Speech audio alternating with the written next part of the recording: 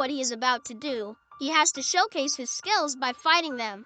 Without him realizing, a monk attacks him from the side. Lee immediately dodges, even though the attack took him by surprise. The monk manages to throw Lee to the wall, but he bounces right back and continues to fight. He showers the monk with several kicks mid-air, displaying his skills. Moments later, the first monk is defeated when Lee restrains him with a woven bamboo basket. Following that, he is attacked by the second monk, armed with swords. Lee manages to disarm his opponent, leaving him with no choice but to accept defeat. Then he approaches the third and final monk. Even when meditating, the monk senses Lee coming towards him and uses a prayer bead to perfectly hit the mirror in a way that blinds Lee. Then, in less than a second, the kid is picked up and thrown to the ground. The monk is about to win with the last blow, but Lee slides away and kicks him in the chest. The two battle, and in the end, Lee wins again. He bows to the shrine and walks outside while his opponents bow to him as a sign of respect. The head monk tells Lee that he scored 88 out of 100 in the test, which is better than most students his age. Lee is about to go to a new school in the city as an exchange student. During his stay there, he is supposed to live with a family of 3, fathered by a great scientist who is close to the head monk. After wishing farewell, the kid leaves for the city, excited to meet new people. In the following scene, we are introduced to 15-year-old Feng, the chief of the Taekwondo club in his school. He has a 4th grade sister, Shan, who always cheers for her older brother and loves him dearly. The manager of the school Taekwondo club is Lan. She analyzes Feng's matches and gives him a summary of what he could have done better. Lan also seems to have a crush on him, but denies it when asked. Lan's brother Yu is a glutton who loves to eat more than anything in the world. The 4 of them live in the same neighborhood and are pretty close to each other. One afternoon, Lan is analyzing the previous day's Taekwondo match, as always, while her brother Yu binges on chips and snacks. The siblings' father is a scientist named Dr. Han. Their mother died a few years ago, after which Dr. Han has indulged himself in his work. He is working on a special device that a group of gangsters is interested in. Dr. Han calls the kids to ask them how they are doing. Lan is annoyed because her father is never home with them. Dr. Han promises to return back as soon as possible and tells them to open a gift box that he has just sent to the house. In reality, the box contains the special device he has created that the gang is after. As they are talking, Lee knocks on their door and is received by Lan. She gets busy welcoming him and doesn't notice that her father is being abducted on the other side of the video call. The leader of the gang, Larry, threatens Dr. Han to hand them the important device. Dr. Han, on the other hand, claims that there is no such device. What he has been working on, he says, is an AI technology that will allow his kids to talk to an AI with their mother's voice. I wonder if she'll be good at narrating recap videos.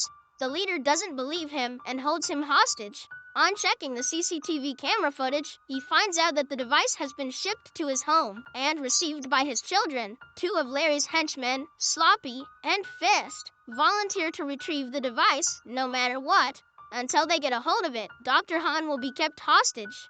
Sloppy and Fist are excited because this is their first job as gangsters. They dress up in eccentric clothes as a disguise and arrive in front of Lan's house. Sloppy tries to barge in when it gets dark, but Fist suggests they wait until the kids leave for school the next day.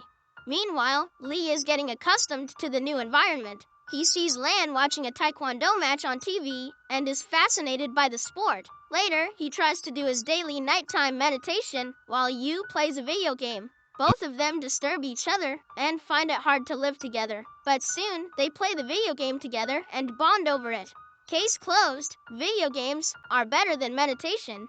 In her room, Lan opens that box sent by her father and sees a panda keychain inside. What she doesn't know is that it also holds a pen drive that the gang is looking for. On pressing a button, the panda asks Lan to set a voice-activated password. She exclaims, "What password?" which is set as the new password without her knowing. On testing it further, she realizes that the panda is an AI that has her mother's voice. The next morning, Lee gets ready for his first day of school alongside Yu and Lan. Sloppy and Fist watch them from inside their car, planning to break in right after they are out of sight. But just then, Sloppy notices that Lan has hung the panda keychain on her bag. They change plans and decide to steal it from her. On the way to school, the group meets Feng and his sister Shanshan. Lan introduces them to Li.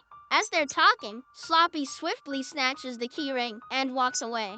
Li notices this and does a high jump and several backflips to get to him. Feng is impressed to see that he is a skilled fighter. They both beat him up and get the panda back. But Sloppy doesn't give up. He snatches it yet again, not learning his lesson from the first time. The kids soon surround him and trap him in a garbage bin before pushing him down the road. At school, Li is introduced to his classmates, who are amazed to see a child monk for the first time. They ask him questions like if he can ever get married and if he knows kung fu. The teacher quiets them down and asks them to wait for the gym period to see his kung fu skills. During the gym class, the coach informs them of a fitness test that will be held next month. The ones who do not pass the test will have to repeat the class next year as well. Yu is worried because he is out of shape and can barely walk properly. Their first task is to run 100 meters. A trained Li completes 2 laps before his classmates can complete even 1. Next, they are asked to do push-ups, one of the many specialties that Li has. He does more than 100, while the other kids can hardly do 2. To show his true capabilities, he even does push-ups with a single hand, and then with his body vertical. What a show-off! This kid is basically Goku. Everyone cheers and praises him. Then, it is time for them to do high jumps. Elementary school high jumps are a piece of cake for Li. However, Yu struggles and falls face down on the platform. Back in Dr. Han's lab, the gangster Larry has tied him to a chair and is hitting him with golf balls. To keep himself entertained, Dr. Han teaches him new techniques at his own expense. At night, Sloppy and Fist break into the house looking for the panda. Li sees them and hides behind a stuffed toy to scare them. He troubles the rookie gangsters, but they soon see him and try to fight him. When Lan comes downstairs, the gangsters grab the panda and run away. Li tells them what happened, but the siblings think he is joking. In the following scene, Sloppy and Fest are at the lab with golf balls in their mouths. It turns out that they accidentally stole a panda humidifier instead of the special device. They're putting goddamn pandas on everything these days. Larry has to sell the said device to his clients in 3 days, which makes him impatient. He uses Fist and Sloppy as golf tees to threaten them to complete the task quicker. The following day, after school, the group is watching Fang fight against an opponent. Yu and Shanshan are talking about 2 ugly girls in the back of the bleachers. It turns out that the said girls are Sloppy and Fist in disguise. They eye the panda on Lan's bag and wait for the right time to retrieve it. Just then, Li challenges Fang to a match, and everyone goes to the front to watch it. Behind them, the thugs try to take off the panda from the bag, but their wig gets stuck, making them struggle. As the intense fight continues, we see that Fang and the lead match in skills. It ends abruptly when both participants refuse to hit each other.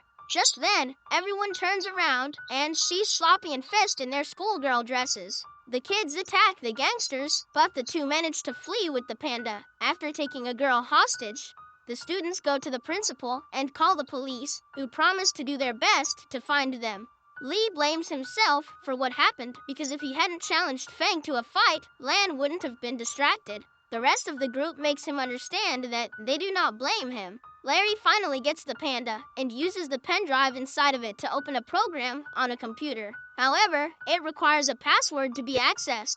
Larry asks Dr. Han what the password is, but he refuses to tell them. A couple of programmers try to break the code, but even after trying for an entire day, they are unsuccessful. By the end of it, Larry starts to lose his mind. Kent has a mental breakdown.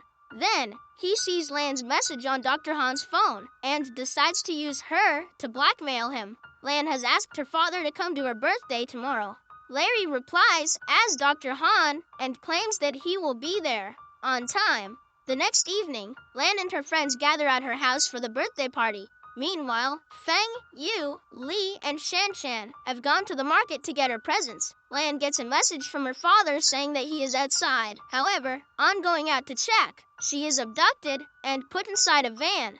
At the same time, Li and the group spot her and follow the van on their bicycles. They reach Dr. Han's lab and start looking for her. Larry and his business partner are under stress because they were supposed to close the deal yesterday. To make the process quicker, Larry puts a knife to Lan's face and asks her about the password. She in turn inquires what password, and it opens the program on the computer. Outside, Sloppy and Fist are guarding the place. Lee and Fang attack them and knock them out in no time. However, they are soon confronted by Larry's right-hand man, Bradley. He is a fighter, hence they struggle to defeat him, even when teamed up. Inside the lab, Larry and his partner are about to seal the deal, but just then, Yu arrives and secretly frees his sister and father. Lee also comes to their aid and helps them fight the gangsters. Amidst the chaos, Larry gets a hold of the suitcase with the pen drive and runs outside. He is stopped by Dr. Han, Yu, and Lan, who all beat him up.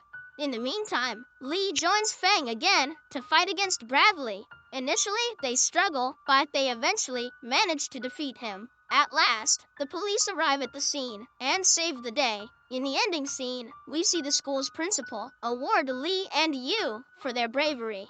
Subscribe for more videos like this. Turn on notifications.